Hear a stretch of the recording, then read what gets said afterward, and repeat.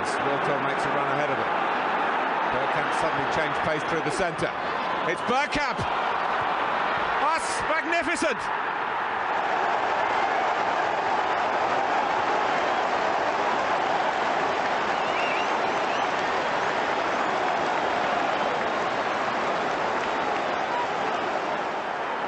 The move, and then this, which left Dabby's ass totally stranded.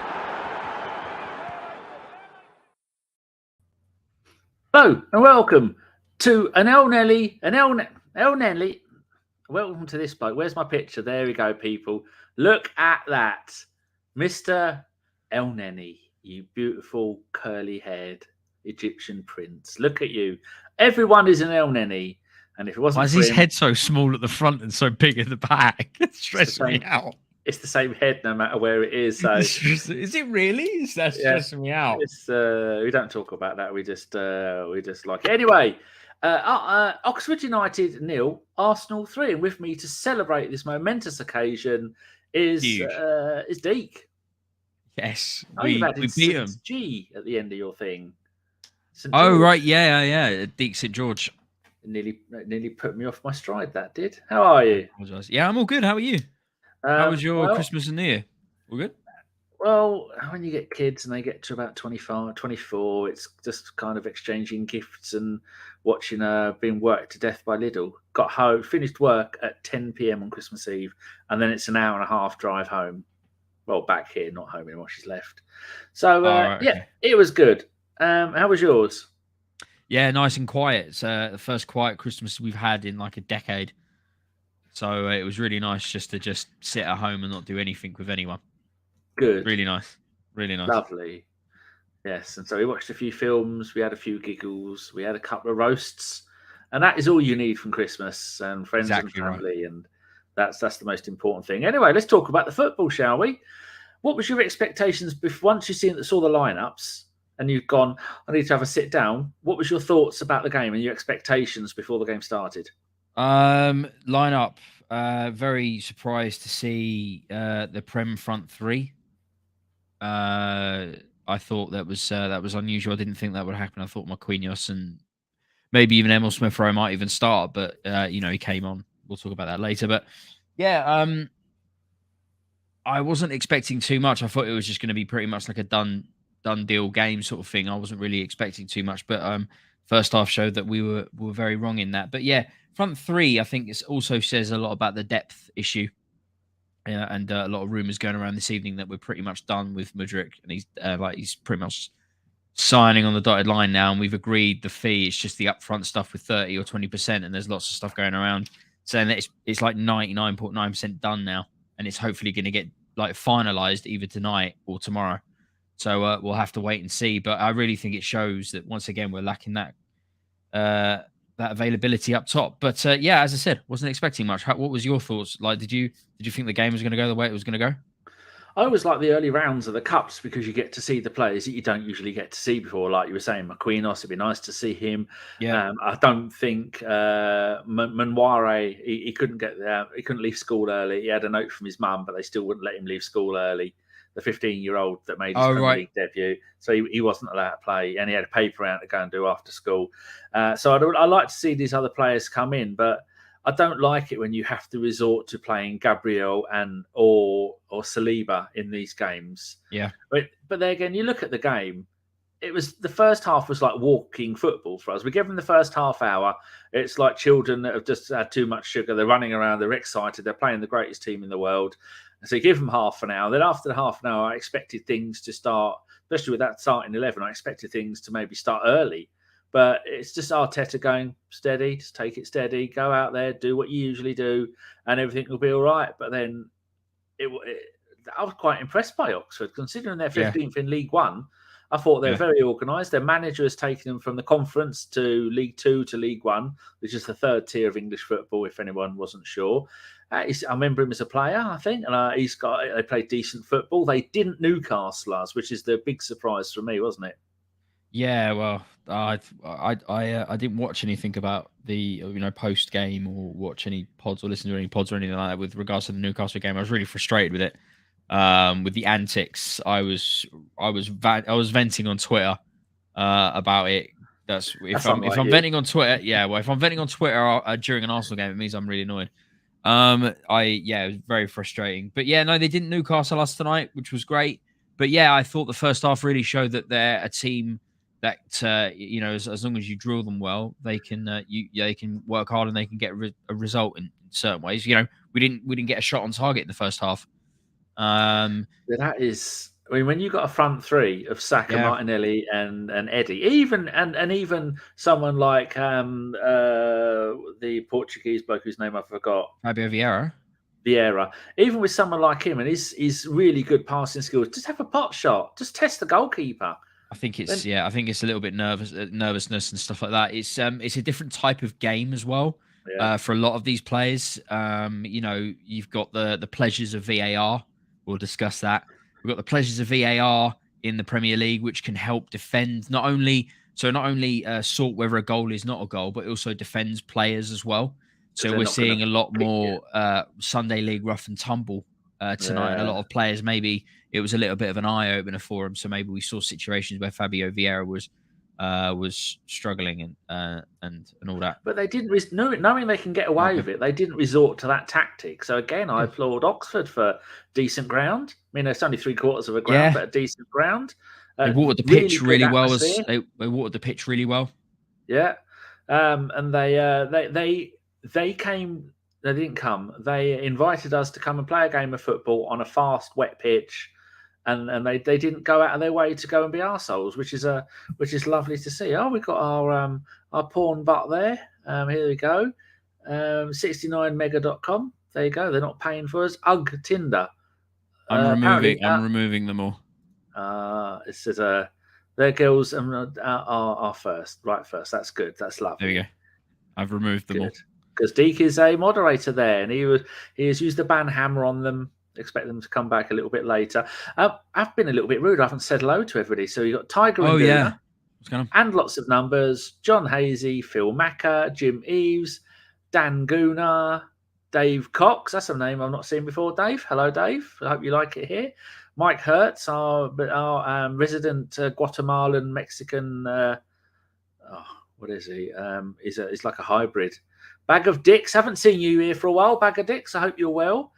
The Irish Beast is there. Oh, our mate Steph is there. He's always there. Lovely to see you, sir. Tony Cornell, this Portuguese bloke, for fuck's sake.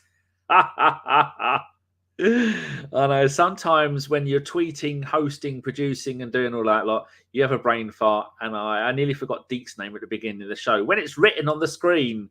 So, plus I'm getting on a little bit. Loki is there. Lovely. Michael in Sweden is there.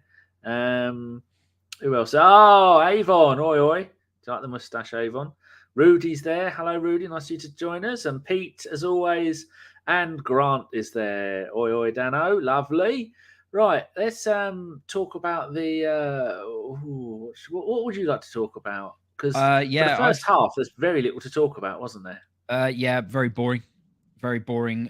Showed glimpses of, in the first half anyway, Lokonga's inability to kind of warm up to the game quickly, unlike the Premier League middle three of Odegaard, Xhaka, and Partey.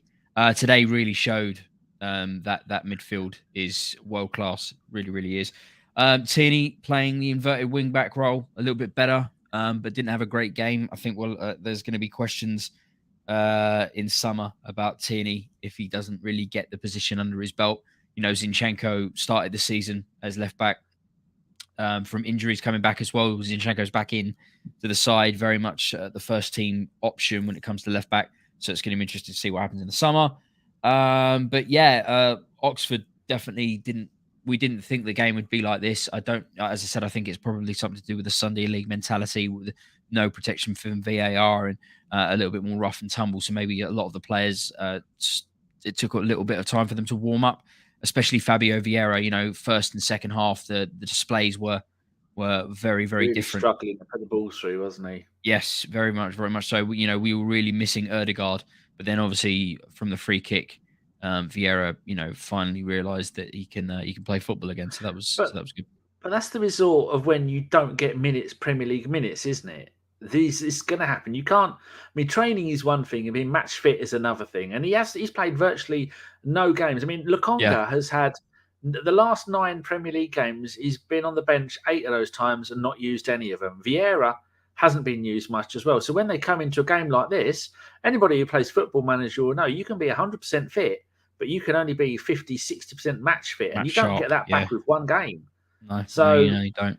It's a shame that we've got Man City next, because these players needed the League Cup and the early stages of the Europa League and the early stages of the FA Cup to get a good run of games. And some of them had that, but the League Cup's gone.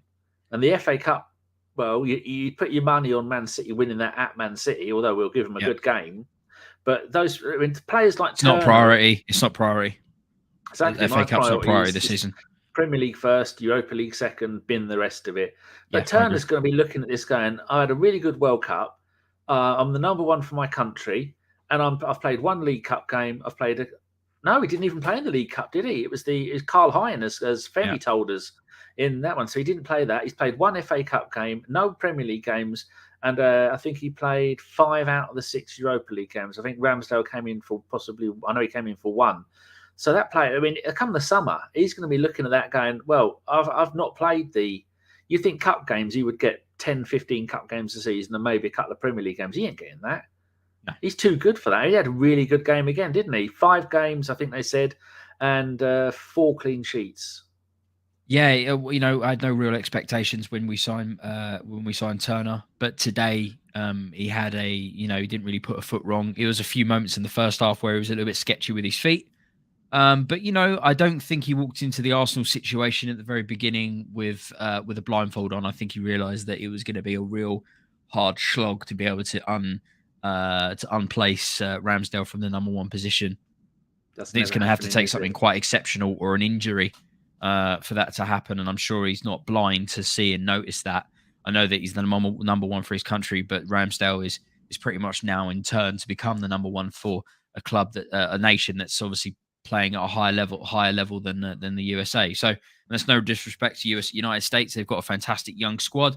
They showed that in the World Cup, and they played with the youngest squad in the World Cup as well. So it's going to be very interesting to see them progress for the next. It's in the United States as well, isn't it? 2026. I think it's in the United States. Canada, USA, Mexico.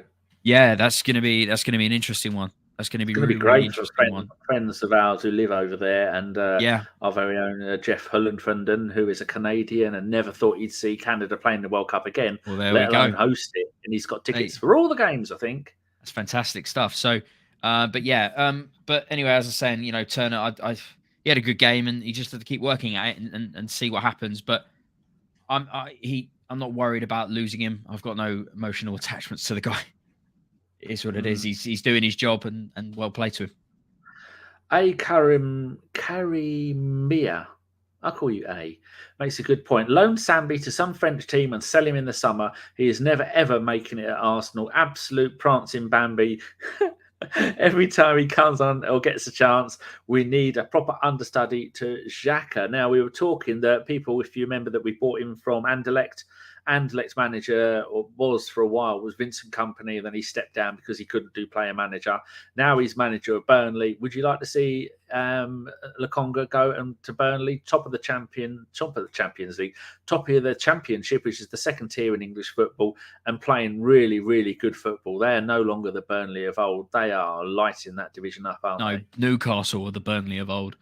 Yeah, that's it. They are. It's been almost a straight swap. Yeah, pretty much. I've said it all season. I'm not Lokonga's biggest fan. I was being very conservative talking about him this evening, saying about how he needed to warm up. When you're playing second fiddle in a team playing as well as Arsenal with a title push, that we have to really recognise that's happening. Players like Lokonga, Fabio Vieira, and Eddie Nketiah, who once again showed tonight that he's warming up. But you don't get the gift or the privilege to be able to have games to warm up in. You kind of have to take your chance as quickly and as efficiently as possible. And Eddie's doing that, which is brilliant, because I was terrified about that. Really, really genuinely terrified about that. Yeah. So yeah, exactly. So even though it was against Oxford, who's a League One side, it's going to do nothing but wonders for Eddie's confidence going back into the Premier League, and especially on Monday against the Scum. But as I said, Lokonga, I've been really conservative on this podcast tonight about him, saying he needed to warm up, but I'm not his biggest fan. I don't rate him. I think as much as Guendouzi had a bad personality and he's not my cup of tea, and I'm glad we did what we did with him, Guendouzi is a better player all round. Oh, he's on fire the entire time. Yeah, sure. Really I'm not. Probably two up for it. Yeah, that's it. That's the problem. But I'm not Guendouzi's biggest fan, but he is a better football player than Lokonga, and we got rid of a player like Guendouzi. So I'm not Lokonga's biggest fan. I don't really care what happens to him. Keep him around for squad depth and stuff, but his personality, especially as well in the documentary behind the scenes when Eddie called him out at the table, saying stop bitching and moaning and just work hard and stop being a bitch about it. So I gained respect for Eddie Nketiah, and I lost I had no respect for Lokonga anyway, but I lost any little bit I had left for him when I heard that statement, and so I'm not really his biggest fan in any way. So I don't really care what happens to the guy. Rudy and Avon have both said Mikel Arteta confirms that Saka is fine, which is the most important thing about today's game. Yeah, thank you. Avon says, I think the issue with Sambi is that he is one of those players like Xhaka who needs to play all of the time to be at the level. We need to find him a club. Yeah, I mean, it was a gamble, and lots of clubs will want him, but I doubt any Premier League clubs will want him. Grant says, Eddie has scored every time he's played this year, apart from, did he play against Newcastle? I can't remember. I don't think he would have done. I think he did. I thought he started up front, and he's number one striker quality. But the kid has been backing up his gimme starts and watch stats. STASTE. I reckon that may mean the word stats, but your fingers were typing faster than your brain was telling them. Statement, he says, not stats, statement. Yes, that's true. He made that statement, and he's proving that he can do it. Pete Coulson, really off topic, but I want to know Deac's figures behind him. And Pete says he's into Final Fantasy and Dragon Quest. That's Super Saiyan Gohan 2. When he's fighting Cell. That's just him powering up, going into Super Saiyan 2. That's the only reaction figure that I've really got there. I've got Cade here from Destiny. And other little things. That's Mr. Bean's teddy bear, and that's the Don, of course, the one and only the Don. But there's no real other action figures. I'm a Dragon Ball fan, and Cowboy Bebop before the Netflix series. But I haven't really got a lot of figures.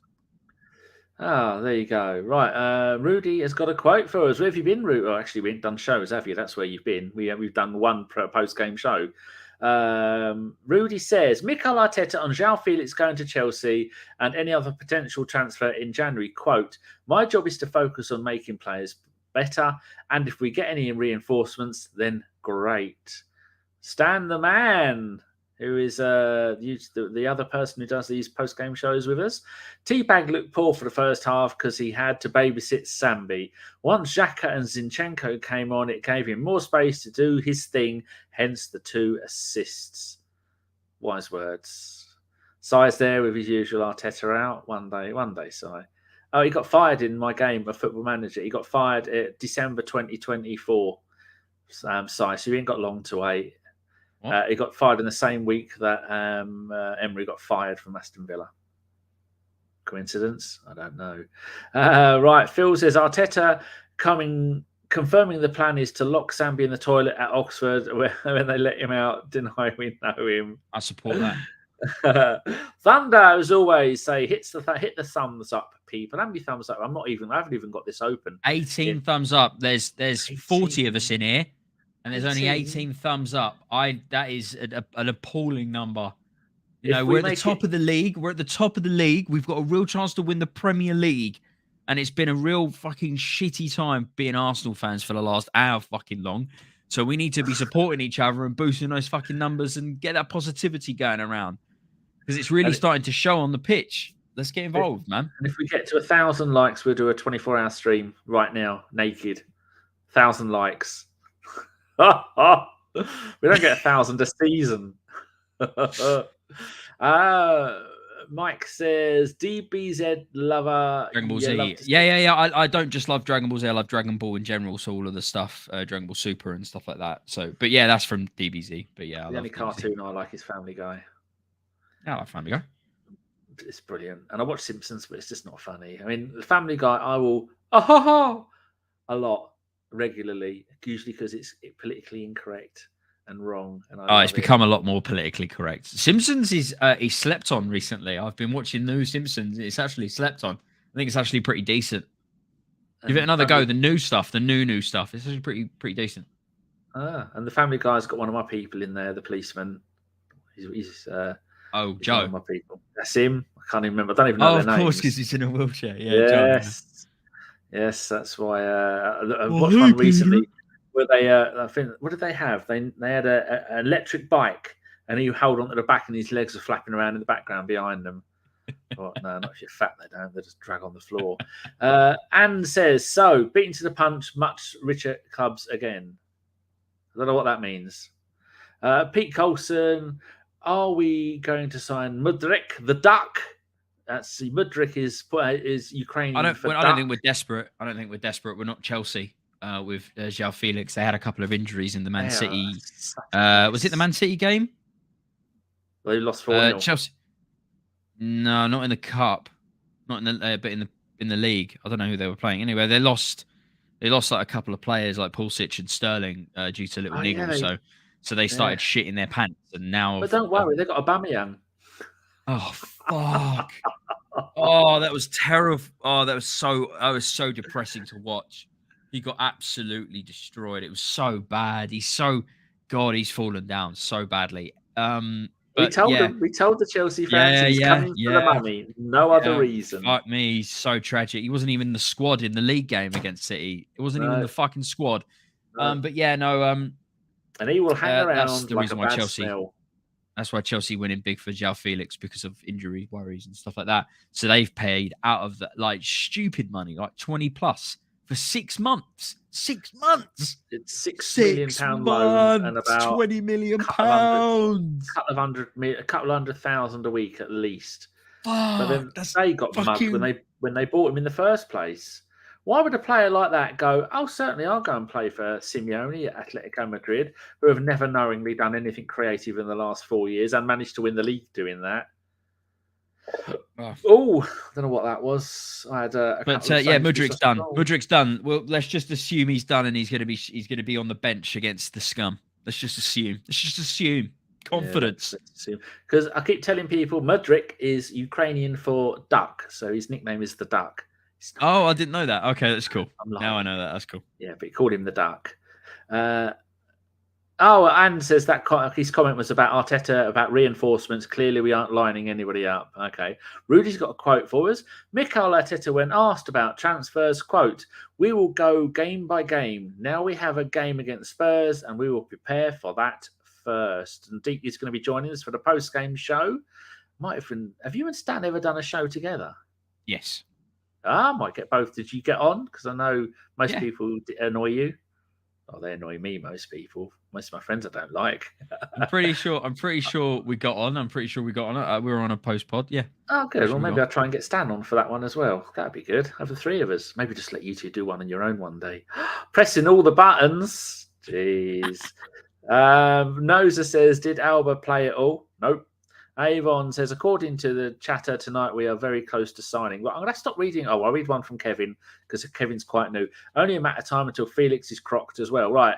We can only move into this. We've been talking for 24 minutes now and even got to the second half. I forgot there was a second half. The one thing I wanted to talk about before the start of the second half, McGuane, it was interesting to see him again. Ex-Arsenal McGuane playing for Oxford. I looked at his wiki, so I was like, didn't he leave Arsenal for Barca? Yeah. Barca B. I think he played one game for Barcelona in that was it. And now he's here in Oxford. Very funny time. So that was funny to see him because he was trying to track and mark Martinelli, which was funny. Anderson kept up with him, so that was pretty decent. Elneny pass. Elneny slept on again today. That pass that he put through to the middle and Eddie controlled it. It just split the entirety of the Oxford team. So I'm, yeah, Elneny slept on. That's for sure. VAR, as I said at the start of the pod, the fact that VAR generally protects players. Handball, that would have been a handball for the pen. 100%, there would have been a handball, and that we would have got a penalty. And the commentary, I noticed that they picked up on the fact that the Arsenal players went up to the referee and demanded a card, and they were getting, and the commentator was, I'm not a fan of it. But it is what it is. There's nothing we can do about it. But Newcastle were doing it for the entirety of the game against us, and nothing was fucking said. No. Everyone's jumping in Arteta, and the fact that he's the fact that he's so vocal and he's got a lot of gusto when it comes to in the technical area, and everyone's constantly badgering him, saying he needs to stay in his technical area. But there we are. But yeah, no, there's nothing. The first half was a boring pile of garbage, and we didn't get a shot on target. But the second half was a little bit different. Stan says his deal is 750 grand a week, including wages and loan fees for 5 embarrassing. months. It's embarrassing. That's embarrassing. That's embarrassing. I don't 6 months. I can't see him doing something like what Ødegaard did, where it took 6 months and he really grabbed the chance by the scruff of the neck. Hence the reason why we went in and bought him for a stupidly low fee. And it's turning out to be one of the best players that we've had in a very, very long time. I don't think João Felix is going to do anything big. No. I think Chelsea are going to be asking a lot from him, and he's not going to be able to step up to that plate as quickly as they want him to. So I've already said that Arteta's come out and said Saka is fine. So yeah, he's fine apparently. Don't panic. Thank God for that. Yes. Everyone says 4th clean sheet for Matt Turner from 5 starts. I was trying to figure out how many starts he made, and then I remember the stat as well. I thought he played in. He hasn't put a foot wrong. I can't knock him. He hasn't put a foot wrong. Can't knock him. So Ramsdale must have played 2 of the Europa League games then. Yeah, doing good. Yes, move on to the guy. I didn't make any notes because I had a dodgy belly. Right. And then, that's all right. I've got notes. I've got some notes, so I'm happy to talk about the first. Happy to talk about the first goal. Beautiful cross, free kick from Fabio Vieira, who second half he really picked up. Before Eddie got his brace, I would have put Fabio Vieira up for possible man of the match for his second half performance. I thought it was beautiful. The cross and the free kick, as I said, was fantastic. And Elneny getting on the end of it and just putting it past the keeper, who didn't really have much he could have done about it. Lovely floated in cross from Fabio Vieira. Do you think we've got £35 million worth of talent there? I know it's only a number, but is he? Who's that? Fabio Vieira. Yeah, still got hope. Yeah, I've got hope for him. I think I don't think he takes opportunities as much as I want him to take, but there's been moments where we've seen glimpses of what he could do. I've been ranting and raving about him all season with the moments that he's shown. But we've had players like that come through the Arsenal ranks and leave, showing glimpses of what they can do, but not being able to do it on a consistent basis. So I don't know. We're gonna have to wait and see when it comes to Fabio Vieira. I like him. I think, but however, even like in the training videos, he's very quiet. He's very, very quiet and very much keeps himself to himself. Very solitary character. And I'm not knocking people that are that way, but there's a sort of atmosphere at Arsenal, especially at London Coney, where they're really, really bonding. Where you're just seeing, it's like watching kids running around in a playground, and they're all best friends. It's kind of like that. And Fabio Vieira doesn't really get involved as much. Maybe, as I said, maybe it's because he's quiet and he's really struggling. But maybe he needs time to warm up just to the country. We've got to take that into consideration. It's the first time that he's left his home nation, so. And did the double with Porto, which I knew they'd won the league. I didn't know they did the double. But other countries don't tend to take the domestic cups seriously. Dan Laguna is just giving lots of love to everybody in the chat. That's lovely. And Noza says Fabio needs to bulk up a bit first. I've saved your question for later. Noza, all right, second goal, Deac. Yeah, second goal. Really, what was it? What was the second goal? Was it Fabio Vieira? It was Eddie. Yeah, it was Fabio Vieira playing it through to Eddie, and then that's it, and then him dinking it round the keeper, and everything like that. It was really, really nice. Great composure before it had gone in. I like that. Yeah. Great composure from Eddie. Yeah, great composure from Eddie. That was really, really nice. As I said, even though it is against Oxford in a League One side, this confidence is just going to help him go through. Goals are goals, and it's going to help him go through against Spurs on Monday. Tierney, struggling second half, came off. Zinchenko came in. Xhaka came in and played as well. Xhaka for me has probably been my favourite player of the season so far. Like literally, what a redemption arc! I That's the kind of arc you get on Lost. I don't even know if you can call it like what's better than a redemption arc, because that's Nothing. what it is. It's better than that. Yeah. I don't even think there's like a real word for that. Have we ever had one like that before? I don't think so. I really don't. I've never seen someone turn their career around as quickly and as passionately and as effectively as he's done. I'm blown away by it. I'm really, really am blown away. He's become my favorite player from being one of my most hated players. So he's someone you'd actually like to be friends with, and we don't like. Yeah, I agree with you there. There was the documentary with Xhaka that they did, where they talked about his experience about the swearing at the fans and doing all this. I really liked him then, and that was really before his redemption arc, and it's just gotten better. Yeah, he's the sort of guy that I wouldn't mind actually having a beer with, and I say that very few about Arsenal players and about football players in general, especially Bellerin, who's he's gotten even worse.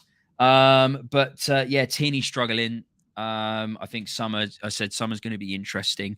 Zinchenko's very much nailed in. 74 minutes. ESR is back. Yes, I missed that. I was coming from the bedroom into the sitting room, and I was screaming at my Amazon devices to play the radio before I could go and load up the game. So I missed he'd come on, and then I just saw that a glimpse of him, and I thought, oh, he's back. Lovely. That is going to help our season no end, isn't it? He was very, very rusty. Real lacking of match sharpness. I was hoping he'd get more minutes than coming on after 74 minutes, but I'll take what I can get. It's going to be great to have him on the bench as an option against the Scum on Monday.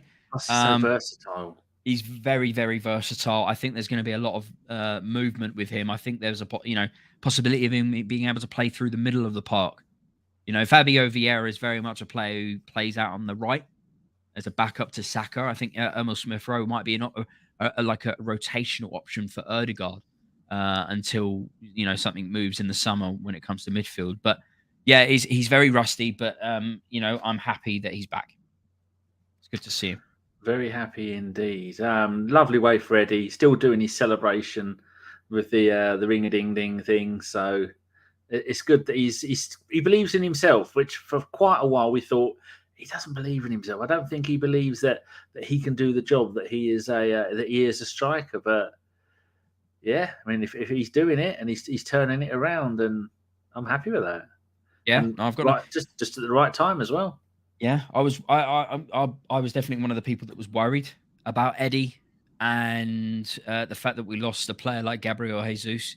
I'm watching highlight reels passively on my Twitter feed, showing what Gabriel Jesus was doing before the injury, and I'm like, oh god, it looks. Even now, I miss it even more now because I know that we had what we have and we didn't have it. We don't have it right now, so I miss it even more. So I can't wait for him to be back. Hopefully there's rumors he'll start to be training again by the start of February. That would be ginormous because we really need him for the title push. But yeah, no, I'm really happy that Eddie's scoring. We need him to, and he's doing that. So fair play to the guy. It was a fantastically low chip, very confident, but really low. But fair play to the guy, a great finish. But there's talk about it potentially being offside if VAR was in play. But, as I said, we would have had a penalty in the first half anyway. Good. I'm just finding a picture of he's asked why it's teabag, and I will show you the bit. Did I just see that Feinberg accidentally joined up? It's not letting him in. Fine. Oh, God, he is there. He's gone again. He's there. What are you doing, man? We're taking over. We are taking over. That's awesome. We're taking over the goddamn podcast. Not that it's not entertaining enough, but I'm bringing my friends in. We're going to rumble. And because the mustache needs some help. I'm sorry, Deac. This is unfair to you, but Danny, you're subject to the first ever post game takeover. How does this? I turn the sound on your computer on so they can hear us back on our stream. Yeah, I can't even. Jesus, so many people are now in this call. I can't see it because my computer's. I'm trying to save a picture of Teabag, and Paint has decided to shit the bed. What are you doing? I'm sorry, Oh, our podcast sucked, so we're here now. Yeah, we're literally riding your coattails. There you go. I can see you all now. I was busy getting a picture of who was it? Ray wanted to know why do we call him Teabag? How comes Mike's the one who's done the raid and Mike is the only one who is not in here? Is he on it some kind of dodgy internet again? No, I don't know how to get my. I'm on one, and I don't know how to pull this off. But well, Ray, we all know what Fabio Vieira looks like. This is Teabag out of the TV show Prison Break. And this is so it's our very own Stan. Here we go. Stan's put a comment there. Fabio Vieira is the double of Teabag from Prison Break. So there you go. I don't know this show. I've heard of it, but I didn't know this character. But yeah, he looks freakily like Fabio Vieira. He does. Mike, so is your show still going? Should I go and look on the internet and find your show? I mean, I'm not subscribed to it, so I'll have to go and find it in the first place. For people who don't know, in the bottom left-hand corner, that's is it Ian or is it Eoin? I can never fucking remember that. Jesus, I can see it now. Good God, it's all over the place. It's ridiculous. Then you've got Aston down there, who's from don't tell me, Florida, and you did stuff with what's his name? Oh, the one with the sexy voice. Come on, I'm in a WhatsApp group with him. Just got married. What's his name? Somebody help me. Did sexy stuff with who? With me? You're talking about Owen? No, not Owen. Owen has never knowingly been described as sexy. I'm having to go and look in the group and see if I can find his name. Well, Daniel Gordon lives down there. That's one person who's coming on soon. And Chris Lodato. Oh, there you go. Terrible, isn't it? Not Jared. Clive Palmer would never soil himself enough to come on this podcast. How dare you? He's better than that. As did I tell you that? Did I ever tell you the story about how at the Football Content Awards a couple years ago, I was standing next to Clive talking to him, and someone came up and asked me to take a picture of him with Clive. And as I'm taking the picture, he leans over to Clive and says, "I love your channel, AFTV. It's amazing." And I stood there and my jaw was dropped. And after the guy left, I'm like, Clive, did he literally just say that? And we both fell down to the ground laughing because I guess he can't tell the difference between Clive and Robbie was literally right there. He was like 10 feet away at the bar. But Pete Colson wants to know where the furniture did Mike come from. See, playing on words there, because Mike is the destroyer of furniture. Oh, Mr. Waffles has put, let's get ready to rumble. Did you know the bloke who does the Ready to Rumble and the bloke who he's gone again, the bloke who does the UFC one, they're brothers. Yeah, Bruce Buffer and Michael Buffer. But they were separated at birth and they didn't know each other for the first 30 years of their life. Until they both started shouting in a ring. Yeah. Well, there you go. So it's obviously in the genes. Right, we're just about to go through the third goal with Deac. Deac, tell us about the third goal. We were talking about it, weren't we? Just the lowest of low chipping efforts from Eddie, once again showing the confidence coming through. As I said as well, that there's possible offside. There was a VAR call on it, but we would have got the penalty in the first half anyway, so it doesn't matter. But confidence, Martinelli showing that he can play out on the right, which is, I don't think that's a good play. But if it comes to, if we obviously Mudryk coming in and Saka needs to rest, and we've got Martinelli on the bench because Mudryk, turns into one of the world's best players, and Martinelli can play on the right. So that's quite interesting. But yeah, Eddie, beautiful finish. He came over to the right hand side. And and he just and he just straight away gets an assist. So go on, fuck off. This is my side. Owen, what did you think about the game?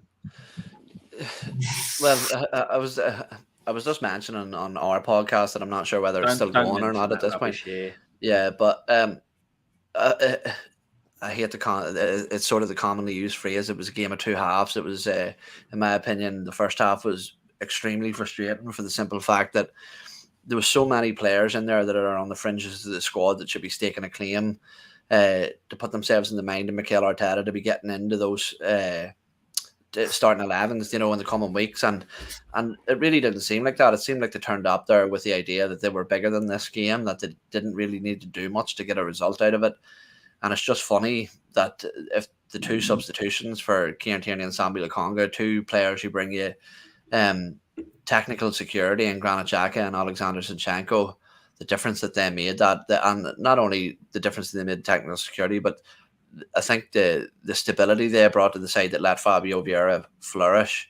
Deac was talking about that Eddie Nketiah goal, and it's funny because I'm normally quite critical of Eddie and the sort of deficiencies in his game, but something that I would say about that game, that I sort of felt sorry for him at halftime, because he spent a lot of that first half making very good runs, playing on the shoulder of those defenders, and which he had beat for pace all day.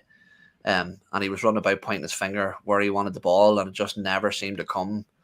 But simple changes, in the midfield, like a player like Granit Xhaka, someone who provides that calmness in transition, and Vieira was eventually able to find those types of balls. Shut the fuck up, Mike. How did you know I did? That's not my because fault. Danny's too nice to do that. I would be so fucking rude. Yeah, exactly. He's in a flow there. But I was just saying on our podcast again, the Gooners Pod, you should plug in, so subscribe to that there. It's a very good podcast, thank you. But today's version is over. What I'm starting to see in these players, Eddie Nketiah, Saka, less so Emile Smith-Rowe now because he's just back, but Gabriel, Martinelli, those players, there's a look about players when they're still those youthful types of players, and that's starting to be taken out of those guys. That how calm they are under pressure in those high pressure moments in big games, that they stay cool, they keep their technique right, and they get the job done. So all in all, look, I think you can take away plenty from this game, but I think it's a thing that we've started saying recently, which is it's better to learn your lessons in wins than learn them in losses. Yeah, true. I agree with that. Aston, what's your thoughts on the game, and what do you think the future is for the players like Kieran Tierney, Lokonga, not so much Vieira, because I think he's done well. Yeah, mainly those two. What do you think the future is for those two after you said what your thoughts on the game? Well, I mean, I like I said on our cast, I said that I was going to give Tierney a little more grace. Because I think that in that position, I think that he was actually subject to a lot of positional issues that Sambi Lokonga was bringing. It's a bit like having a bunch of backup dancers and then, or a backup singers, and you finally need, one of them to sing the solo, and they just weren't ready. We know Sambi Lokonga can perform when he's surrounded by first-team players, but we can see in games when he does not have that luxury, when he's the one that has to win the ball back, when he's the one that has to do the work, when he's the one that has to drag players around in the midfield, it just doesn't seem like that's what he wants to do. He wants to kind of, have some time on the ball, pick a pass, maybe he'll take a loose ball from here and there, but he's not really pressing the way that you see even out of like a Granit Xhaka. And I don't even think Granit Xhaka is the greatest presser in the world, which tells you a lot about Sambi Lokonga. I don't even know if a loan is worth it at this point, because I said this kind of bluntly, and I don't mean to be rude to the guy because I think the world of all of our players, but like our backups need to be able to come in and play at a certain level. You've got Premier League games you might need to get subbed on for. You've got Champions League games hopefully next year that you might need to come on for. Like playing against Oxford, it should be a joke. And what was interesting was seeing that dichotomy in our team when Gabriel Martinelli had the ball, even though they did a good job of marking him. When Eddie Nketiah had the ball, when Saka had the ball, there was this air of like, we're just better than you. Like they would just take the ball and they're like, okay, but there would just be no one to play it to, no one to bounce it off of. So they kind of ran into a brick wall. That's what, but like with Sambi Lokonga, that just looked like his level. And that's the kind of the most damning thing that I can say about the whole performance is that he looked like he could slot in for one of the Oxford players. And that might mean that he's not long for this world at Arsenal. Was that Marcus McGuane, formerly of Arsenal and Barcelona, that was playing for Oxford now? Yes. That's an interesting career trajectory for that guy. Deac was talking about that earlier. I'm sorry. Yeah, to go. What did it say about him on Wikipedia, Deac? Where else did he go? Oh no, he left Arsenal and went to Barcelona B. Remember, you said he went to Barcelona B. Didn't even make it into the first two. Another English. I'm thinking a championship side. I didn't see any more than that. Let's have a little butchers at him, shall we? We'll go on the check on the wiki. He went to Notts. Here's the most recent picture of him.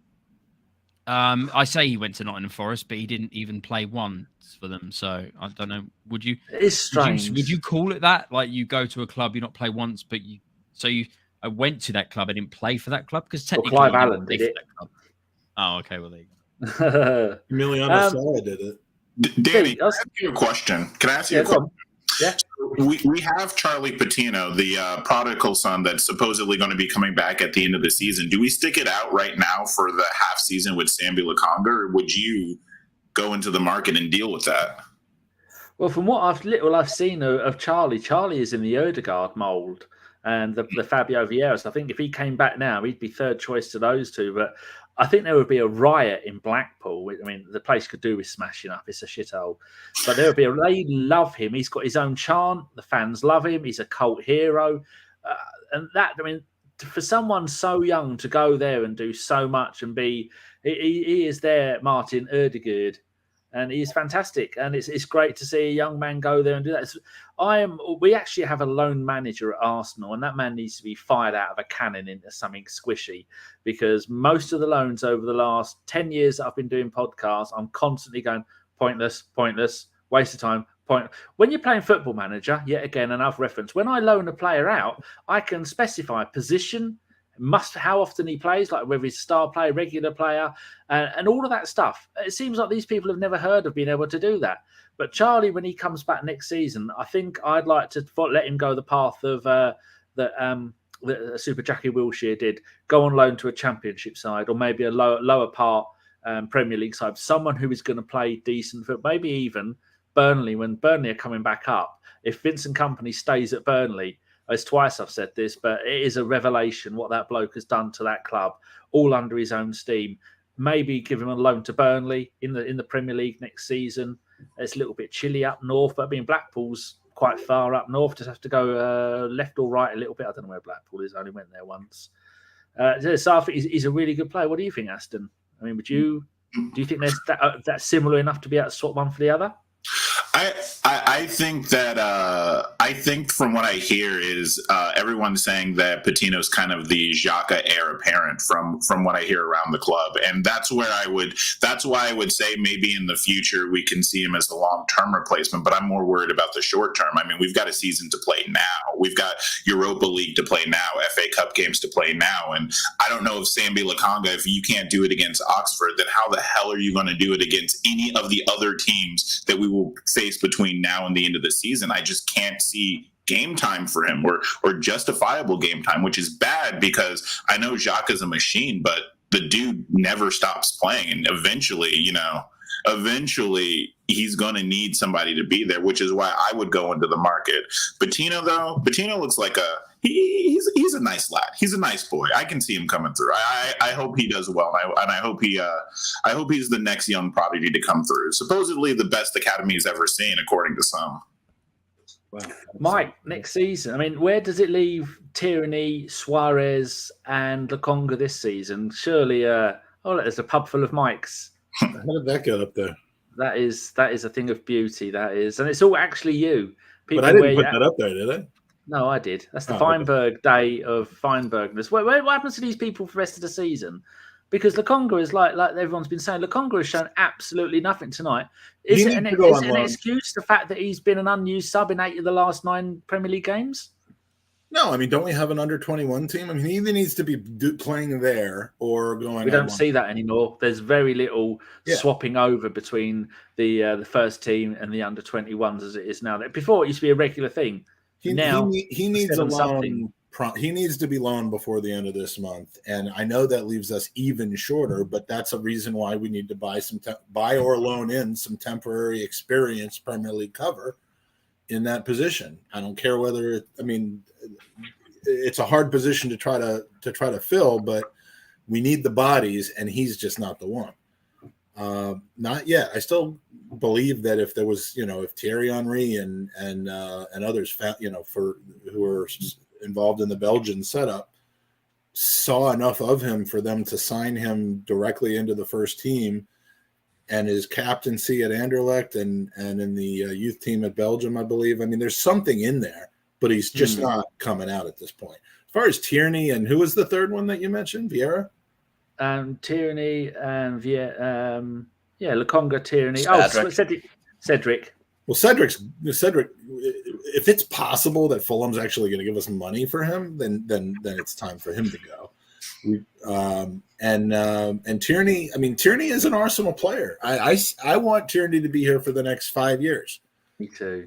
And I'm not fighting for him to be starting ahead of Zinchenko, but he can do a job. He's a different player than Zinchenko. And as I'll be the third to say now, as I was saying on our podcast before we came on and ruined yours, was he's a leader. He's a gamer. He's not going to be discouraged and start being a one-away and just start having a throwing his toys out of the pram and just saying he's already done that. He's moaned about first team opportunities already this season. He's already moaned. In what format? I mean, did he talk to the press about it? Interview? Yeah, interview. You already moaned. Which play we did moan? Tierney moaned about first team opportunities this season already. He's already moaned. I wouldn't be surprised. Did he moan about it, or did he say, I'm going to have to fight for my place? Because that's I acknowledge. I can't remember. It was November last year. Sometime. I would agree there with Deac, not in terms of, I'm not sure about the interview, obviously, but I don't see him like that type of character, Mike. I think he's come from a club like Celtic where he was one of the main men.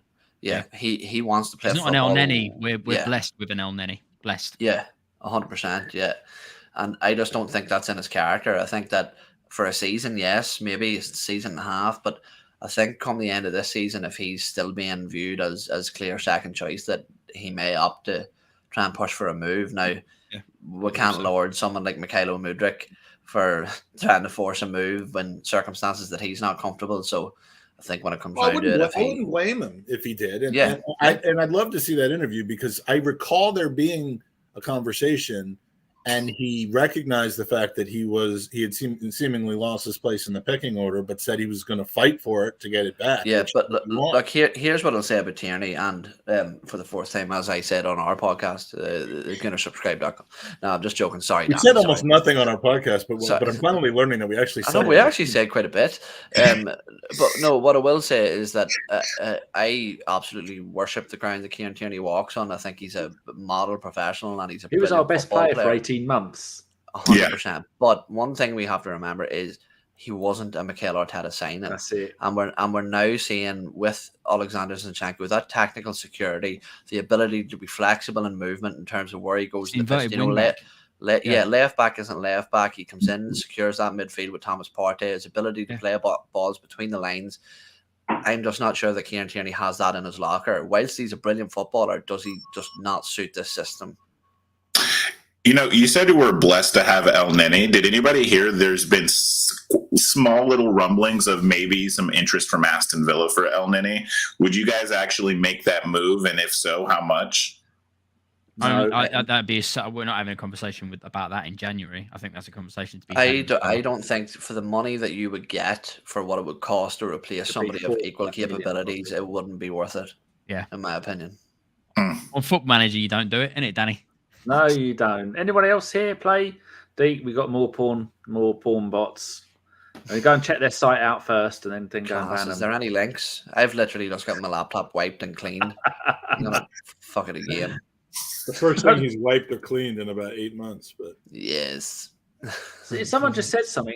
See, the old way it used to be at Arsenal is to be a really good left back and left winger, you had to have a thing together. Remember, it would be Kieran Gibbs, and who would play on the left hand side at the same time as Kieran Gibbs. Bloody hell! Well, a better idea: Bellerin and Theo Walcott. The way you got together at Arsenal was you had to have a partnership together, one overlap with the other.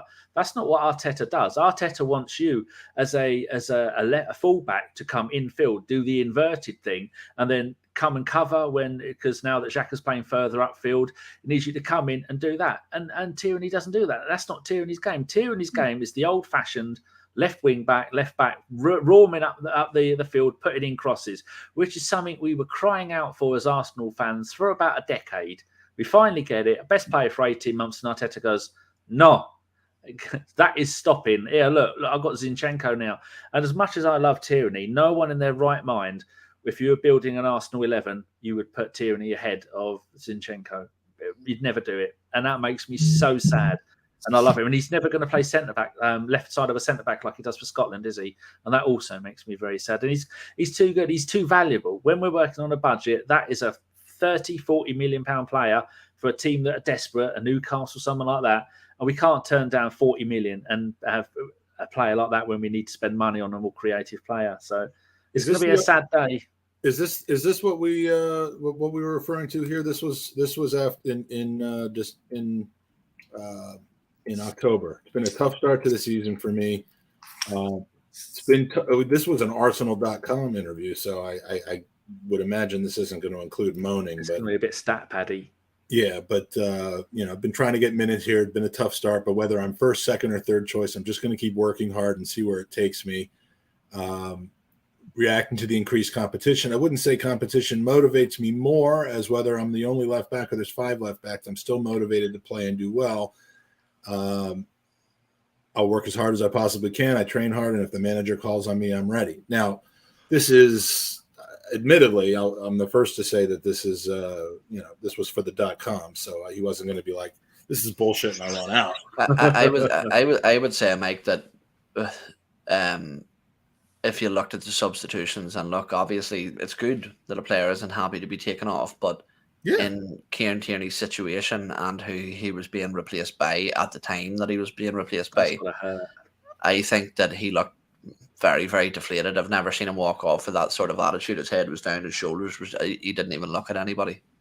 I don't know where the interview is. It was a video interview months ago. I didn't make note of it or anything like that. But he didn't say the words "oh, I want out," but he voiced the words he used verbatim were he wasn't happy. It wasn't just I'm willing to fight for my spot. It was more than that. So I noticed that, and you just noticed it more and more as time has gone on. Well, I mean, and there could be something to that. I just, and I would be open to selling him for the right price. But sure, I don't think he's going to be here past the summer. But the problem, on the pod, let me just say, I hope that he is. I'm not predicting whether he is or not. I hope that he is, and I think that having Tierney in a season where we might have 65 games next season, let's hope. And that's just the Champions League. We need both of them. So, well, the problem is like when you get rid of Tierney, what do you do? Because Zinchenko, but all of our left backs, bar Tavares, seem to be injury prone in the first place, right? Like the reason why Tierney's had so many games over Zinchenko is because of that injury record. People forget about that part as well. He's extremely injury prone, isn't he? So can we afford to go into another season with the possibility of losing him for 6 months again? And then it's also like, what other left back can play that inverted role than Zinchenko can? Like, I'm honestly asking, is there another guy out there on the market that you could see come in and do better than Tierney does at that inverted role? Because whereas I do think that he's maybe not happy and maybe not performing up to the standards that we may like, I still think that it's one of those like, well, it's the best of a bad situation. I'd much rather be like, oh my God, my backup Tierney is unhappy than like looking at like, God forbid, a Tavares is our only option. There's going to be lots of options. There's going to be lots of options. I can't name anyone off the top of my head, but there's going to be lots of options if you do some scouting. Someone that can play second fiddle. I don't see that being a massive issue. Okay. Yeah, well, I think that Kieran Tierney's strengths don't particularly lie in his technical ability. In close range, those close proximity passes.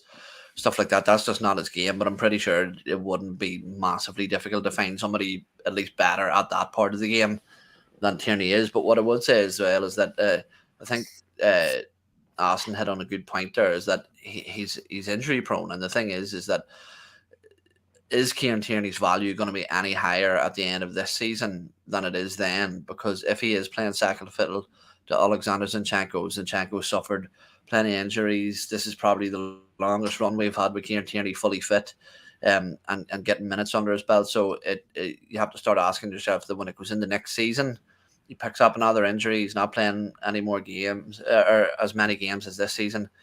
What does that do to his value? It's just going to start plummeting.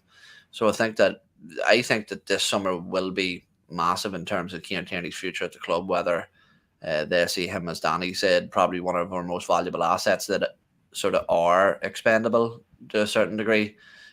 Because I don't think when you look around our squad, there's too many people that you could get significant money for that we would want to see move on. Is anybody surprised that Zinchenko hasn't done the role for Arsenal that he does for Ukraine yet? I thought we were going to see it today, actually, but then before I had seen who they were subbing out for him, which was but he basically does play that role a lot of the time. I mean, when he does it for Ukraine, he's there and he's in the Xhaka role all the time. You don't have an out. Xhaka's been one of the best players this season. That's the only reason why. And we all but yeah, he has, as said, he has come in he plays inverted wing back. So he does come in and fill into like a DM kind of role. And the passes that he was playing second half against Newcastle was wow.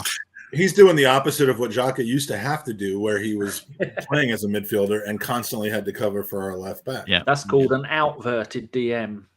I've just made that up. That's an actual terminology. I like that, Danny. That's going to be Miles at SI is gonna steal that and he's going to put it in next year's FM. But maybe that's some way that we can keep Zinchenko and Tierney at the club. Who would have thought Xhaka would play almost every minute of every game all season? No, I wouldn't have thought that. Like before you lot raided us about this, Aston. Do you know? I don't know how far back your Arsenal history goes, but the redemption arc for Xhaka, not only has it been swift, but I don't know any Arsenal player, and I go back to the mid-'80s, that has ever done that. We've had plenty that have gone from hero to zero, but not hero to zero to hero again. Can you think of anyone? Maybe even in world football? Yeah, I don't think anybody at the club off the top of my head. I think maybe minor ups and downs with Francis Coquelin. There were times when he was thought to not be good enough, and then he came in with Orla, and then he kind of wasn't good enough again after he created the best centre mid partnership with Santi, didn't he? I've got one. Go on. But Per Mertesacker. Remember, he was very good, and then he got injured, and he was awful, and he came in for his last game and was fucking outstanding. Was it against Chelsea, right? Chelsea, the cup final against Chelsea. That was just one game. Xhaka's doing it for a fucking season, mate, and consistently. And the added thing with Xhaka too is it's not just his play that's kind of gone on that roller coaster. It's the fans, the supporters' feelings about him, the way that they perceive him, like a whole new world. He's just turned into a little pastry puff. That's what you rarely ever see in professional football in the social media era, is someone who makes enemies and then makes friends out of the same people. Some will never be switched back to him, but he's done a remarkable job both with his play and I guess made easier by his play and the play being as a result of a lot of changes in how he's being utilized around him with the coach and the players around him. I mean, it's an incredible resurgence that we're seeing from that guy. I'm actually starting to think, lads, that there's plenty of people that we go from good in Arsenal. Maybe we're too much of yo-yo. Well, I was going to say, good question. Mikel Arteta, it's the GTG thing. It's the opposite of Tom Canton's channel. It's the good twat good. Did Xhaka need to die for our Arsenal sins so that we could finally break the captain's curse? Because he's the only player that I've ever seen come back after suffering the captain's curse and actually still being able to play football. Well, normally the captains just leave. They're usually at Barcelona or Man City, aren't they? Yeah, they leave and have horrible careers though. Vermaelen, Koscielny, who's heard of them after they left? Arteta, Well, fuck him. So that's why he didn't leave, because he still had more to offer, and he hates me, even though I love him now. What did you lot quickly think of? We've already said what we thought about Oxford, Mike. What did you think about Oxford? We praised them. We thought they really did quite well. They didn't Newcastle us, was the phrase of the evening. No, I mean, they did all right. I mean, how many times have we seen third-round matches where the Premier League club takes about an hour and a half to break through? I mean, I don't think because when you start bringing in subs, our subs improved us. Their subs, I don't think they were holding anything back in their substitution. So, their first team did a pretty good job, but as soon as they had to start bringing in fresh legs against our better fresh legs, it was gonna turn. They did fine. They probably would have preferred a draw to get the reverse match at Emirates and get the money that goes along with it, but they did their best. I mean, they didn't do as well as 69mega.com. Has anyone been there to confirm that it is for all tastes and ages? If someone could go there and confirm that, and then if they give us Aston, can you go there, please, and see if they have? So the way that my relationship's set up, but I think Oxford. Don't you think that Oxford was kind of, and I thought it was hilarious. I don't know if Mikel Arteta saw this coming, but they pretty much only played one ball over and over again, and that was like over trying to get over the head of Tomiyasu or Rob Holding in that hole, and then we just headed back and. They had a couple guys who could kind of dribble in mazes a little bit and got away with a few things and penetrated. But I mean, they're a classic League One team. That on their day they could pull off an upset, but they weren't playing to win. They were playing not to lose, and that's kind of how you have to approach. I'm not sure. I don't think that you're giving them enough credit. I think that when you looked at the game as a whole, they were very expanded across the pitch. They weren't parking back and two banks of four all the time and sitting behind the ball, that they were genuinely trying to get the ball forward at the quickest opportunity. Because I know you said if they were truly going for it, we would have had 8, 9, 10 counterattack opportunities, and we did, Mike. That's the disappointing thing that many people were pissed off about, and I think that what they did was recognize, and rightfully so, that they were never going to play the ball completely through us, with frequency, and they were targeting our weakest defender in Rob Holding. I don't think I'm being an ass and saying that, and at times they almost got joy out of it. That's what these teams live off, scraps when they're playing against top teams in these FA Cup runs. They're waiting for those one or two moments, and I think they almost got through on a couple of occasions. But one thing I want to throw back to you boys, because you are Americans, I don't want to hold that against you, but what I was going to say was, how impressed were you boys with Matt Turner? Because something that I've noticed, that even though he doesn't look overly comfortable, that dude's commitment to try and play the ball out from the back is absolutely second to none. I mean, the effort that he's putting in, and to be fair, he's getting away with it. He maybe doesn't look as slick and skillful as Ramsdale with the ball at his feet, but the results are pretty much the same, are they not?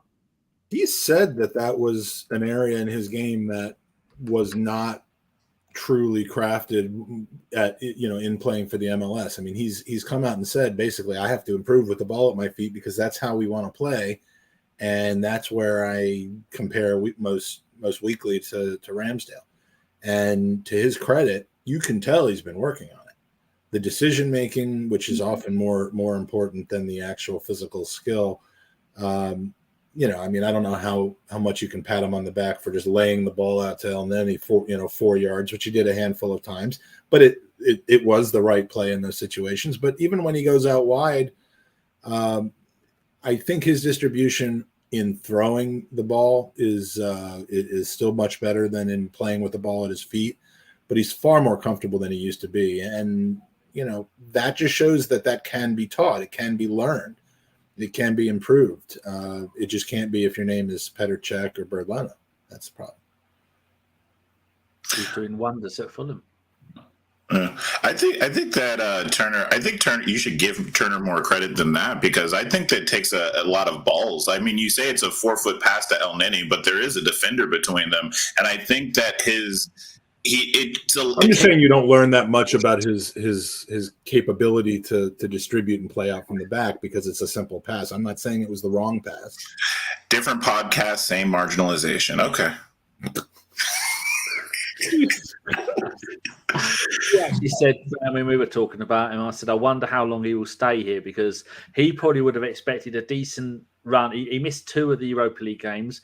He missed the 1 League Cup game and he's played 1 FA Cup game. Now, when he was coming to Arsenal, the promise probably would have been you're going to play at least 6 Europa League games, have a decent run in the League Cup and the FA Cup. You're probably going to get a best part of 20 games this season, maybe a couple of Premier League games. So far, he's had 5. I don't think a player of his quality off the back of a World Cup that he's just had would want to stay around for at the end of the season. Plus, he's no spring chicken, is he? I mean, what is he, 26, something like that? You don't think he's living his dream at Arsenal right now, just knowing that he's 1 injury away from being the starting goalkeeper at Arsenal? I mean, the best job sometimes in a sport, like the absolute best job in professional sports is backup quarterback.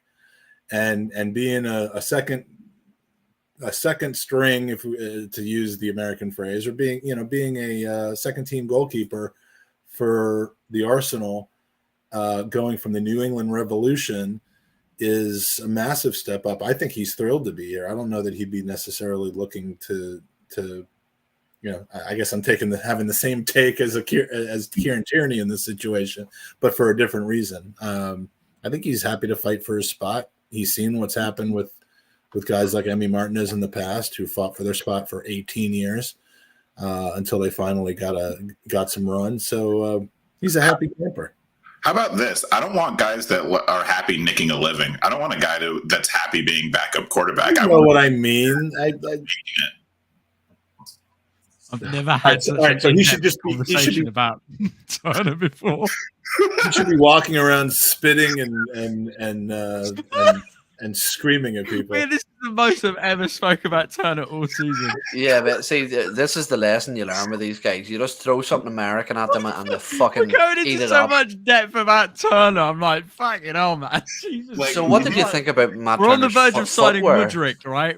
I think this is a game that Zellum would have excelled in. I think hold on. Turner's playing football. He's got a chance. I'll let you know how many American flags he has in his room, okay? Like, all right, he's all we got on the world stage, man. Stop! Don't take this away from us, all right? Oh my god! I just didn't realize you could talk so much about Turner, or we could talk so much about Turner. Who I'm just like, okay. You've seen how much the Scottish are going mental about Tierney, and even Owen's trying to grab some of that Celtic nonsense. He's having a slice of that Celtic pie. Yeah, well, we haven't had anybody the since next Brady, really, or Janet. The next 20 minutes, we're going to be talking about Yosei Benayoun because I don't think we have enough Judaism in this podcast. The Jewish savior. Yes, we're absolutely we're going to move to that now. What about Emmy, guys? Anybody had any thoughts about like his small little cameo? Oh, I thought you meant Emmy Martinez. Not Emmy Martinez. Yeah. Nobody talks about him anymore. We don't speak. Oh my god! I thought we're talking about. Right, can we just go through the history of previous ex-Arsenal keepers, please? Just to break it. Yeah. No, well, I'd like to talk about how Chesney was kind of the third. Fabianski, right? The third teamer and rose to prominence. Let's do it. So, if you listen carefully, you can hear Mike McDonald rubbing himself to. Can you get Mark Poom on the podcast, Danny? Hey, can't you get Mark Poom on the podcast?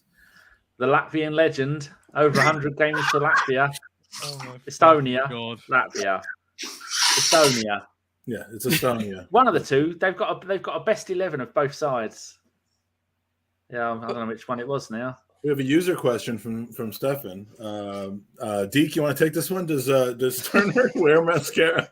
I barely see the guy play football. That's why I'm blown away by the fact that we're talking about him so much. So I have no idea. I've not really looked at his face up close. I spent the whole summer with him this summer, and he's a really nice bloke. Dick, what the fuck? Like, imagine Matt Turner is an avid listener of a Bergkamp Wonderland, and the dude has been waiting for his moment, and he's thinking, fucking Oxford away. Finally, Danny the JFP is going to talk some shit about me, and he's tuned in, and now you're taking his moment away from him. I think that's I rude. like him.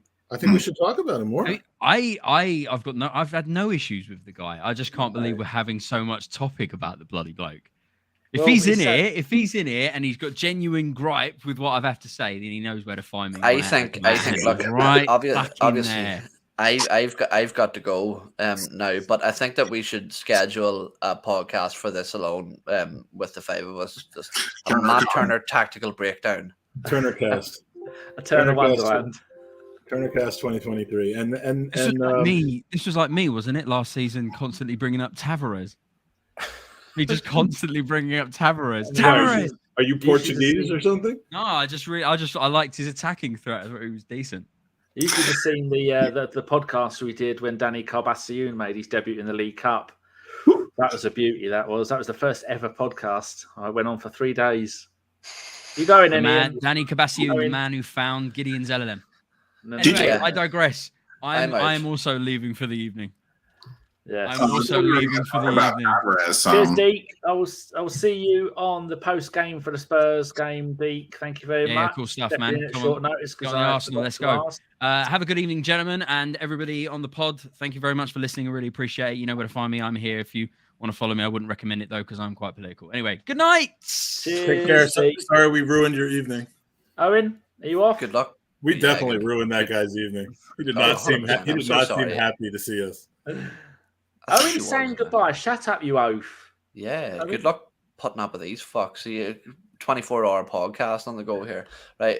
Yeah, thanks for all your listeners who probably don't really like us very much, but I'm sorry. Well, they should go and follow you on Twitter. EoinYoungafc. I follow him. I'm not saying I don't regret it, but it's just you. No, but it's just you and about 400 Indian men that I'm pretty sure are bots. 80% of Twitter is bots. That is official. Mm-hmm. Yeah, that's how I've got 9,500 all fucking bots. You know where they don't have bots? In Matt Turner's basement. Right, okay, I'm gone. So thanks, boys. Thanks, Danny. I'm sorry, Danny. Sorry, Chad. Bye. Much love, Owen. So this was a good idea gone bad. Michael in Sweden has a good question. Do you guys think Turner prefers bone-in or boneless chicken? Bone-in? Never heard it referred to it that way. Oh, yeah. Bone-in is... Oh, Fran. Fran did a show tonight. The only answer to that question is chicken nuggies. Well, they're made up from arseholes and ear holes. You don't want to go anywhere near any of that shenanigans. Rami Shaban. Shami Raban, as he is to his mate. How come you haven't had him on the show for a while? Because we've reached. It's like, you know, when you get much like your marriage, Mike. You don't want any passion in your life anymore. You're just both waiting for death, and so you don't do anything new and adventurous. So that's much like us in podcasts, and this is our 10th season of doing it. Just be grateful we turn up, really. Well, that's why I thought you could use a takeover tonight. A fresh input of some spunky young gentlemen. It ruined our show, though, because I thought we'd have both of them going live at the same time, but there's some wacky thing with the camera. So I think people who are still tuned into ours, although it might have been the most entertaining part of the show, but they just saw like empty windows, and I don't know what was muted and what wasn't muted. And I'm like, all right, fuck this. This is over. Just go over to ABW because it's a real podcast. That'd be silly. Unlike ours. Go on, Aston. No, I was just saying, unlike ours. Ours is a shambles. We call it the Gooner shambles. We could go from, speaking of going from good to pony to good again. Good podcast late last week. Tonight was the worst, and then we got tomorrow going on. Tomorrow, Mr. Dixon was talking about the show when he was doing the commentary on ITV tonight. He was mentioning that he's going to be on your show tomorrow. No, he wasn't. I would love, but I know better than to believe that is remotely true. He did email me earlier today. He's like, "All right, so what the hell are we doing tomorrow night?" It's best to didn't turn explain up and the concept well enough to him, I guess. Fran, have you seen my moustache? Look at that.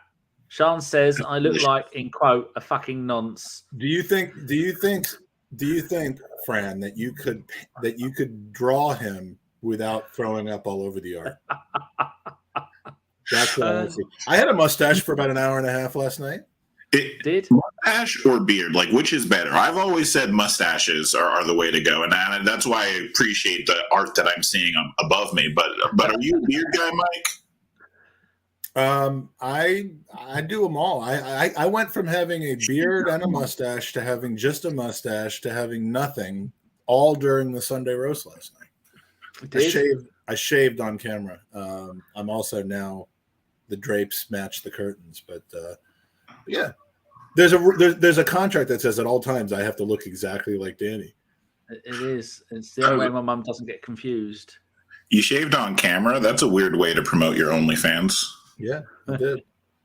Well, that's where the unedited version is, when he decided to dip down a little bit further. See, already this show has turned into the Sunday roast. Pretty much. We might as well just make it official. There you go. This is a picture of me back in, for most of my life, with a beard. Look at that. Oh, he's the big show. Yeah, I like I'm only 5'10". That's when I took all my earrings out when I had my 40th birthday on the day. I went, no more. So that's yes, that's a good one. But I've had a goatee for most of my life, and then I only started having a beard about 10 years ago, I think, possibly. I don't do anything. This is a picture of Danny. This is a picture of Danny when he was suffering from a severe illness. I can't look. I'm looking for something. I'm sorry, Andy hates me right now because I'm being such a what are you doing? What have you done? What is it? I missed it. Hello. Didn't want to be English no more. Have you ever look at that one? Oh, that's great. The eyes say I'm having you murdered. The monkey on my phone says I like monkeys and fluffy things. Okay. Have you ever seen that meme that's like the Arsenal players with mustaches? It's incredible.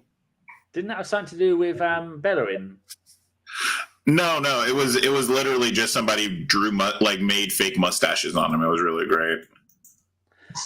Is it as anywhere near as good as this wonderful thing that I once made? It's he's changed the fucking thing. My Elneny Wonderland has disappeared. We'll have to have me when I was Jewish.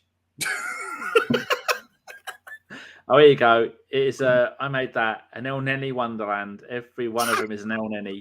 That sums up tonight's game. Really, that's all it does. Just perfect. Trophies, Elnenys, and cheeky smiles. Incredible. Did you even talk about ESR? Like, nobody's talked about Emmy today. And he played a game for one. That's who you meant by Emmy. Yeah. Ah, yes. I'm delighted. I'm over the moon that he is back, because unlike most times when the prodigal sons come back, they play one position. He can play Martinelli. He can play Saka. He can even, Deac says he can play as the Jesus. He can play as the Eddie. He can do the Erdegaard. He can do the Xhaka. I don't remember the last player we had that was that versatile was Perry Groves. And look how much he loves him. He is going to be. I mean, how many times last season did he come on and score goals? Absolutely stunning player, and I love him. I keep talking about how I think if he really has resolved his health issues, his muscular issues, that he's got as much upside, if not even more, than Saka Martinelli. I mean, it's crazy to say that, but I think he's got so much skill. He's just physically never been 100%, and so if he's growing, wasn't it? It's a big if, but if his penis is fixed, it's like a groin thing, right? Yeah, I think it was a groin thing, and yeah, it'd be a little bit like the you guys remember Marco Reus, famously injured. Now he's like the least injured player in Borussia Dortmund. He's an absolute legend. I can see hopefully Emmy growing into that stature. He almost scored off the bench today. Did you see that? Like, yeah. It was it was deflected. I think about a foot wide. So did this actually happen? Because we didn't get Lee Dixon over here. Lee Dixon was complaining about drying the ball with a towel. No, what he said was, because the ball was constantly wet, and he went, Tierney's gone old school. He's drying the ball with his Arsenal shirt. And I think maybe because the shirt was white, he was probably saying that's not a good idea. but I don't think he was having a moan. I thought it was about because we were using Oxford's towel, and they were like, why is the ball boy letting Arsenal use their towel? Because that's something they don't normally do. That's new to me. I didn't know we had to bring our own towels. It's like the Germans on the beach. I don't mean World War II. No, because they weren't there to build sandcastles. I mean, they are my people. So the Germans. Oh yeah, unfortunately, my nan was a whore, shagged everyone. Well, and there goes Mike. Mike is left. You're bringing up a painful, a painful episode. I'm having to put you down as English to get you in the Football Manager game. I said this last night, didn't I? Yeah, look, an angry Scotsman. You're also having to put me down as able to play football. So, and that you speak Hebrew in badly. That was a must. But Jock doesn't look happy. But then you got Raj is Giroud Lama. How about Bale retiring and Lloris retiring from international football? Well, he went out on top. He won the MLS championship with the final kick of his career, just about. And Beckham did that as well, didn't he? That one seems a weird one to me, though, because I feel like he had a couple of years left in the MLS. But maybe I didn't watch him. I don't really watch him. You're telling me he couldn't get like $70 million from a Saudi Arabian team? Like 1/3 of whatever Ronaldo got. You don't think he could have gotten that? I mean, the guy just went from active play. Well, you can't really say he was that active in LA. He came off the bench. He signed for the team, never played, came off the bench in the MLS Cup final, won it for them, and then just that was, other than he didn't. Did he play in the World Cup? It was just last month. He played for Wales. Him and Ramsey stunk it up. It was not so fun to watch. So are you saying that Ramsey stunk it up and Giroud did really well in the World Cup? Is that what you're saying? Yep, and I'm still saying Ramsey's peak is still better than Giroud's every day of the week. I'm not a Giroud fan. Well, the Giroud lamppost. We're not gonna bring this argument up then in this book because I'm outnumbered.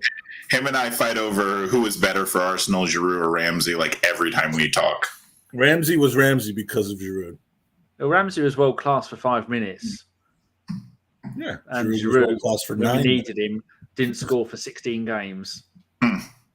He had a bad run. Listen, I love that I'm just in a little block here with a llama. These are our banter era heroes. Okay, they were imperfect because of the times. Okay. Well, I think Giroud was the best number 9 in the history of the Premier League. Yeah, you're getting too close to that llama. It's giving you essence of llama. Right, it's this has been an hour and a half for a 30-minute show, and I'm getting quite bored of Mike here. You repulse me at the best of times, but tonight do we end with the Sunday roast theme, or do we end with the Bergkamp? That is, you can't do that on any day other than a Sunday. That is highly illegal. You haven't got your own shirts, have you? Look at that beauty. Ooh, that is a nice shirt. I designed that 4 years ago, and so far I've made 0. Sad times. You designed that all by yourself? I did. I told them what I wanted and where I wanted, and even in the bottom of the 10, the 0 has got ABW. But we do 2 versions of it. One of them won't have all the writing on the back. I've got someone local to me to make them. Listen, how about this? If you send me a shirt, I'll wear it on stream because, I sell shirts. So. You sell shirts? Yeah, I sold that one to a bunch of people. Oh, I see. Yes. Right. Thank you very much, you two, for ruining the show. It's been, it's been something. If we're going to ruin a show, we got to ruin a good show. So, Aston, let's pick one and do it next time. No, this... I think your viewership trebled. It was troubled. It trebled from like 44 to 47. That's what trebling is, right? Well, it is indeed. Yes, unless you ask Dishy Rishi Sunak, then it is just numbers. So now I'm next to Sting. No, I'm just kidding. Tell people where they can find you, Aston. Thank you so much. I apologize for Mike's antics. He literally held a gun to my head and said if I didn't click the link that he would never let me on the show again. If you ever want to have like a normal show where we talk and not with him, like feel free anytime you want, any day of the week. I got you, man. As long as you don't let him in. What an awful show, says Steph. And Steph should know he's been with ABW since day one. Very good. Mike, where can people find you if they want more of this nonsense? Find me on the Gooners Pod tomorrow with a couple blokes that like talking about football and broadcast a lot of Arsenal games. Well, let me see where they are. Did you take them off? Did you delete them? No, you changed the scene. That's what it is. That's what it is. Yeah, we'll be having. Hey! You're back. We're doing a podcast from bed tomorrow. Yeah, Lee Dixon is bringing his hot water bottle, and things are going to get saucy. Yeah, we're gonna talk about wiping off footballs with towels. We're gonna talk about his other least favorite thing, which is the guy that lies down behind the wall on a free kick. And we're gonna hear some magic from Lee and from Peter and from Soph, and do the Football Praises FA Cup. 7 o'clock Arsblog, 8 o'clock Peter Drury. Oh Jesus! This chair. Another one bites the dust. Peter Drury, Lee Dixon, Sophie Nicolau, Jared Carver, and myself, all on the Goodness Podcast tomorrow. So it's a big night. Come and join us. It will not be anything like tonight. It'll actually be good. But sadly, I won't be able to watch. But sadly, I won't be able to watch because I am happily doing the same old Arsenal podcast with me and Craig. And Craig's going on it? Yeah, he's back now. And Amanda, and I think Cookie is going to be on there as well. 7:30. Come and join us, and then I will tune into your show when that one is, because he only does an hour, and then so I will be with you from 8:30. So if you can just get Lee Dixon to hold on, then we'll be there. Right, that is the end of this utter shambles. Does it have it down in this one? God, there's about 1 million fucking videos, most of which are you being a minge. Right, go back to this one, and then so we still got that across the board. Aston, would you like the Anfield 89 outro, or would you like the Steve and Dave one, our two ex-podcast members that sadly passed away? I'll go with the Anfield one because I don't know any better. Okie dokie. Right, thank you very much, everybody. If you are new, give us a subscribe, maybe a thumbs up. Makes no fucking difference. And we will see you later. Mike, goodbye. Bye. Come on, you go. Out it goes to Lee Dixon. Long ball from Lee Dixon. Smith will hold it up. Plays it square to Thomas. And Thomas goes inside Nickel. And Thomas is there. And Thomas has scored for Arsenal. In injury time, Michael Thomas has scored for Arsenal. A ball played through the gap. Thomas was there. He held off two challenges. Kept his head. By my watch, we are 1.5 minutes into injury time, and Michael Thomas may have won the championship for Arsenal. Still on.